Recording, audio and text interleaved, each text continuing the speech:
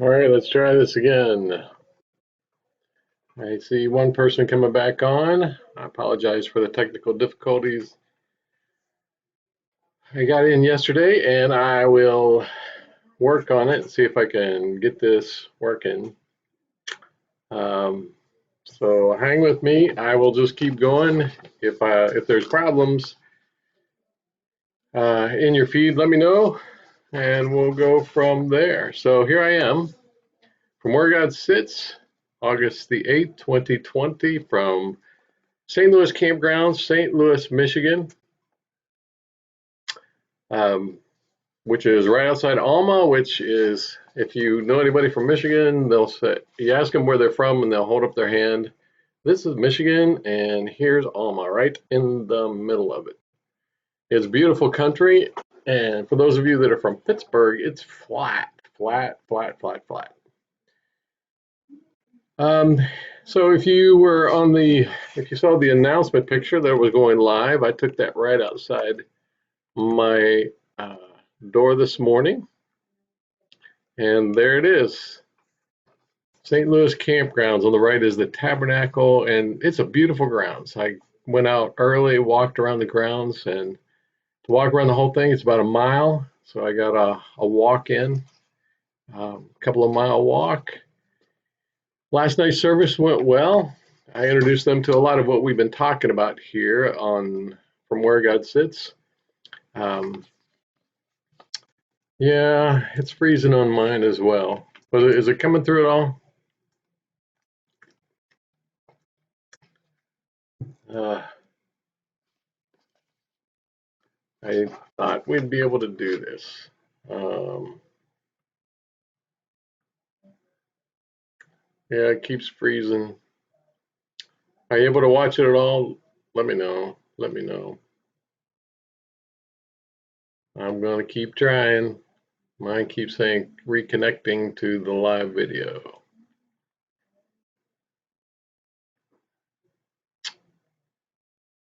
And I see a couple of people on here. Keep trying, keep trying. I don't know.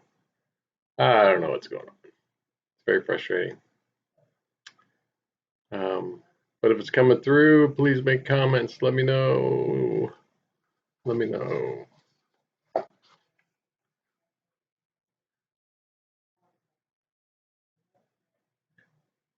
do you think? Keep trying?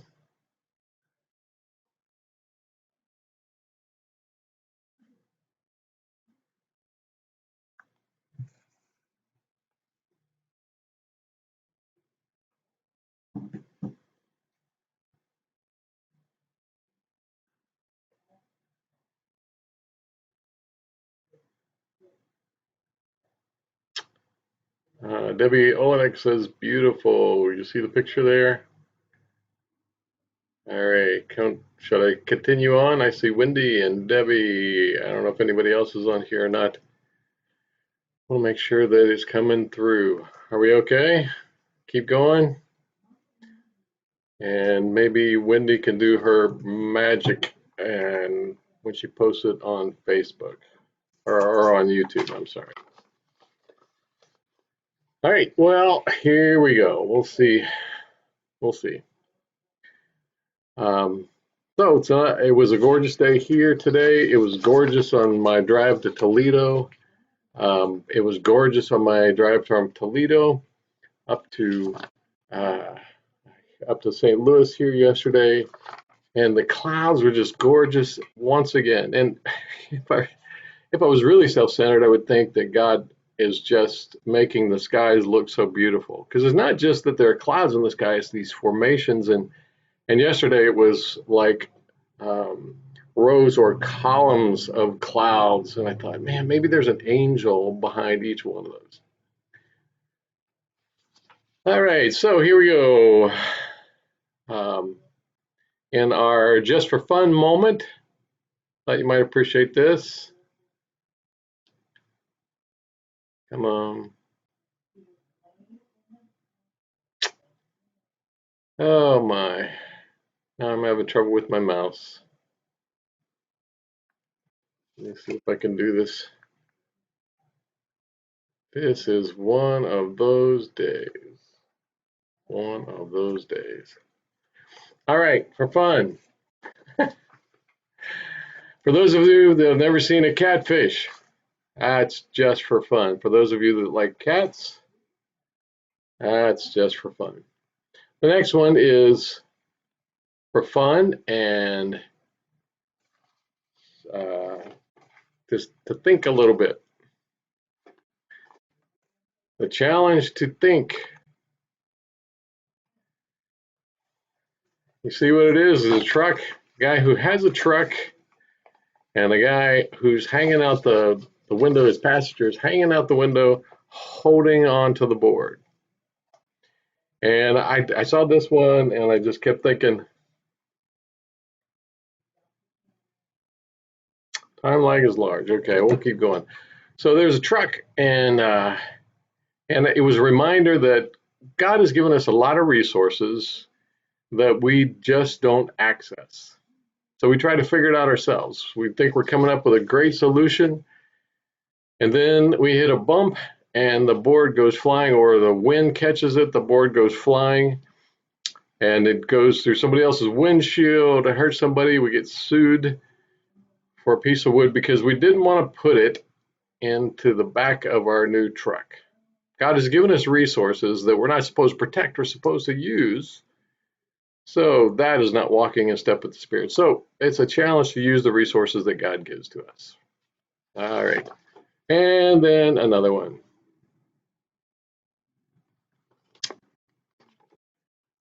This is a reminder to not look at the appearances of what might cause you to be afraid, but rather choose that which is powerful. I love that. You see all those big dogs on one end of the couch and a cat sitting on the other with a caption, well, we know who rules the couch. Mm-hmm. And the truth is, if you look at it from just a practical perspective, any of those dogs with the power that it has in its muscles could take that cat and destroy it. But instead, the cat is fearless and the dogs are full of fear. And I thought that's a reminder to remind us that even, no matter how powerful things in our world appear, we can choose, no matter how much we think they can hurt us, we remember that God is bigger, and we choose the one who is powerful, even though it may not appear at the time. All right, so I thought that was just some fun stuff. So the theme for today, what I sense God is saying to us, is that we need to look for the profound when the world sees the superficial. Look for the profound when the world sees the superficial. And this caught my attention. This has caught my attention in several different ways. To look for the profound when the world sees the superficial. As we've talked about the earthly realm reality, we understand that in that realm, when we're looking through the lens of this world, what we can see, taste, touch, feel, is we see what is on the surface, but we need to dig deeper. So in our do not be surprised moment, here's my challenge to you. Don't fall for superficial, sensational headlines. Don't fall for superficial, sensational headlines. And we've talked about this some in the past, that news medias and other things try to get our focus on the fear, the superficial, the sensational. They like the sensational because it gets attention. I mean, how many people saw all the videos about the bombing in Beirut? That's sensational, that's awful, that's horrible. But oftentimes the devil will try to create things that that feel sensational, but actually aren't. So in our do not be surprised moment, in our striving to be as wise as serpents, innocent as doves, my challenge is don't fall for anything that kicks your brain out of gear and causes you to emotionally respond with this knee-jerk reaction that is fear-based. So think and dig below the surface.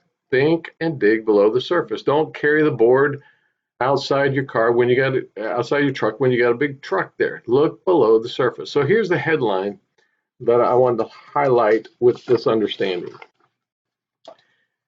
The whole church has got it, pastor says. That was the headline. The whole church has got it. July 29, 2020, in Strawberry, Alabama. Here's the rest of the article. More than 40 people were infected with the coronavirus after attending a multi-day revival event at a North Alabama church, according to the congregation's pastor. The whole church has got it, just about, he said. The pastor says the churchgoers, including himself, tested positive after the congregation held a series of religious services featuring a guest pastor over the course of several days during the week of July 20th. Ross said the services were shut down by Friday after learning that one of the members who attended had tested positive for the virus. Over the weekend, dozens more fell ill, Ross said, adding, "I've got church members sick everywhere." Now, he goes on to say this. We knew what we were getting into. He said, we knew the possibilities. The whole church has got it. So, secular newspaper, the whole church has got it. Fear, sensationalism, to try to get our attention on things. But here's what I want you to notice. And so that's what the whole world is saying. But notice what else he said, that we need to look under the surface. Only 2 members' cases were serious. As of Sunday, nobody had been hospitalized and nobody had died. Only 2 members' cases were serious, he says. And as of Sunday, nobody was hospitalized. So here's the deal. People were sick, 2 were serious, nobody hospitalized, nobody did. Now, this is not a debate about masks and social distancing and the virus and all that stuff. This is to pay attention to and not get sucked into the sensationalism, to look below the surface. So it's a year ago, if they'd have held this, and by Friday, a whole bunch of people started getting the seasonal flu, it would not have been a headline. Because people get sick. In the past, we have accepted the fact that we get sick. When we gather, we get sick. Anytime you have people together, they're going to pass things among themselves and people get sick. Sometimes people die. And in the past, we've come to accept that. But in the sensational fear-based era, we give into fear because the culture is telling us, and we're not looking below the surface. So do not fall for the superficial, sensational headlines and the fear-based. So as we go on, this is what I sense God saying to us today. Look for the profound when the world sees the superficial. Look for the profound when the world sees the superficial. Keep going down here. Our human tendency is to look superficially at what is profound. We focus on the surface, we focus on the obvious. Just look at kids. They look at the outside and they pick at what is different among one another. That's our tendency. As Christ followers, we have to learn to look below the superficial to see what's really there. Matthew chapter 22. This was towards the end of Jesus' ministry when the Pharisees, religious leaders, were mad at him and they were trying to trip him up. And it says, the same day the Sadducees came to him, who said there is no resurrection. And they asked him a question. So these were a sect of the religious leaders that didn't believe in the resurrection. Saying, Teacher, Moses said if a man dies having no children, his brother must marry the widow and raise up offspring for his brother. Now there were 7 brothers among us. The first married and died, and having no offspring, left his wife to his brothers. So too the second and the third, down to the 7th. After them all, the woman died. In the resurrection, therefore, of the 7, whose wife will she be? For they all had her. This is a question for Jesus. Now, I want you to notice what they did and did not do. There, yeah, as we think about the superficial versus the profound. First of all, they start with the earthly realm reality. That's their first mistake. So they say they're looking at the earthly. Instead of looking to God, they're looking at the earthly. Everything has to start with God. So if we're going to avoid the mistake of looking at the superficial when there's profound, we have to always start with the heavenly realm reality. And I've noticed that as I'm reading scripture over the last 9 months, I used passages that I used to say, how in the world could that be possible? For instance, Job, or you know, other passages where we just don't have a point of reference for what God is talking about. But now, as I say, well, what is God saying here? Because He's all powerful and He could do whatever miracle He wants. And my response is, well, of course. So they're saying, here's what we understand. Our point of reference is earthly relationships. So if this is really true, then how in the world is it going to be in heaven? They also choose hopelessness. They choose hopelessness. There's no hope in after this life. They had come to believe that once you die, you're dead, and your body is no longer there, your spirit is no longer there, and they chose to be hopeless instead of look to the eternal. How can there be a resurrection? That doesn't make any sense. We choose hopelessness when we try to make sense of heavenly things through earthly eyes, and that's what they were doing. Then they attempted to take control. When we're hopeless, when we have despair, when we see no way out, we try to control. Does that sound familiar? And we look at our culture right now. Hold on to what you have and don't risk anything. So don't risk anything in this world. Focus on what you can see, taste, touch, feel. And so we got to stay alive. We got to do whatever it takes to protect ourselves and take charge, take control.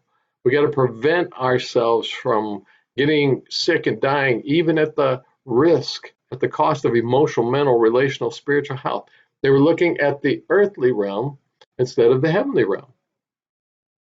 And then, and hopelessness is the right response when God does not have you. Hopelessness is the right response if God doesn't have control of your life. And then finally, they don't realize that the end is not the beginning. All they can see is this earthly realm. So we were born in this world with physical beings, and they don't realize that the end is not the beginning. So when a child is born into this world, the end of that person's life is not going to be like the beginning, because they grow, they mature, they become a person. And then at the end, there's a different reality to look at. But if you're only looking at this world, then you're going to see the superficial. Which then brings us to Jesus' answer. And I love his response.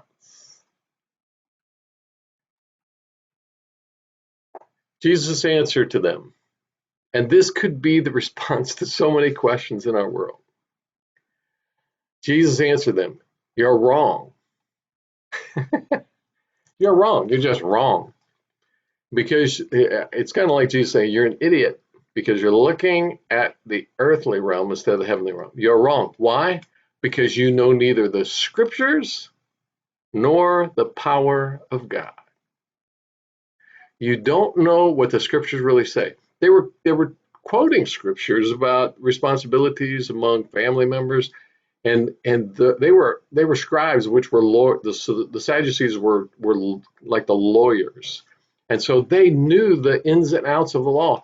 But Jesus tells them, you only know it superficially. You know what the words say, but you don't know what God says, and so you are ignorant. You are wrong and ignorant because you don't know the scriptures and you don't know the power of God. And that is such an encouragement to me, because as we look in the scriptures and we lean into God, we experience both of them. So the application of that for us is this: surrender, listen, and obey. If these Sadducees had surrendered to God, had they listened to the Spirit and obeyed, they would have been walking in step with Jesus, walking in step with the Spirit. And so they wouldn't have been hopeless. They wouldn't have been trying to get control, and they wouldn't have been in error. So we need to start with that heavenly realm reality. What is really going on here?